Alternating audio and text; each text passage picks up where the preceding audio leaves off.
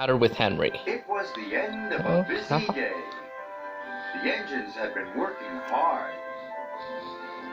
They were feeling pleased. Michael Brandon. Proud. Except Henry.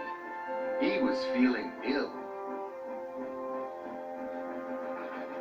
"What's the matter with you, Henry?" Thomas asked. "My boiler's grumbling." "Maybe it's grumbling at you," teased Thomas. "That's not funny," hissed Henry. "You just don't care." But Emily saw that Henry was leaving a puddle of water behind. She was worried. The next morning, Sir Topham Hatt arrived.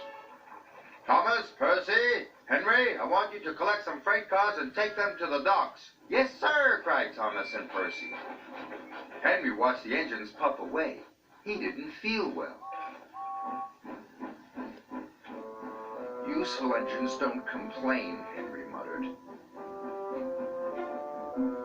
He was leaving water everywhere as he chuffed towards the coaling plant. When Emily saw this, she was more worried than ever.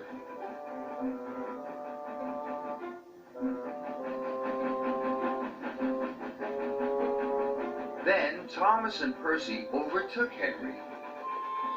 "Hurry up, Henry!" Percy tooted. "I can't go any faster," Henry chuffed miserably. "You're just being lazy," teased Thomas.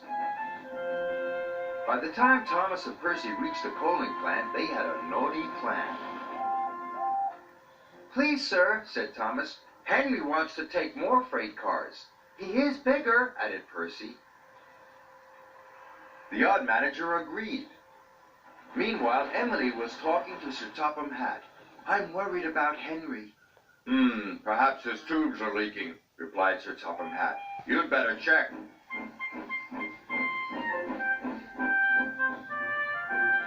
By the time Henry reached the coaling plant, Thomas and Percy had already left.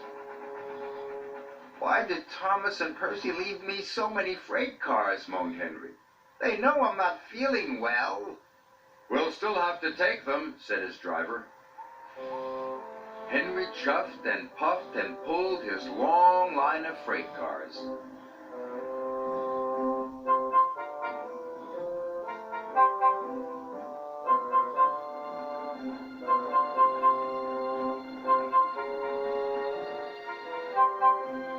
"You can do it, Henry," encouraged his driver.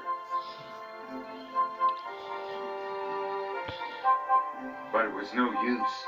Henry ground to a halt. Just then Emily arrived. "Are you all right, Henry?" "No," moaned Henry. "I'm stuck." Henry's firemen uncoupled the heavy freight cars. Emily changed tracks and then hooked up to Henry. "Oh, thank you, Emily," wished Henry.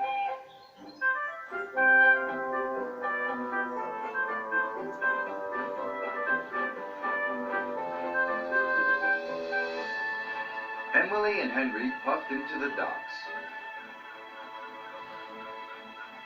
"Well done, Emily," said Sir Topham Hatt. "Thank you, sir." Then he spoke to Henry. "You were brave, Henry. You weren't well, but you still tried to pull the heavy freight cars." Thomas and Percy felt ashamed. "We're sorry, Henry," said Thomas. "We didn't think you were really sick," added Percy. "Go back and collect Henry's freight cars," said Sir Topham Hatt sternly. "Yes, sir," whispered Thomas. Soon Henry was mended and back at work. "You're looking so much better," said Emily. "Well, they mended my tubes, but they didn't even look at my brakes, my gauges, my squeaky wheels." Emily smiled. "All in good time, Henry." Poor Henry. Perfect.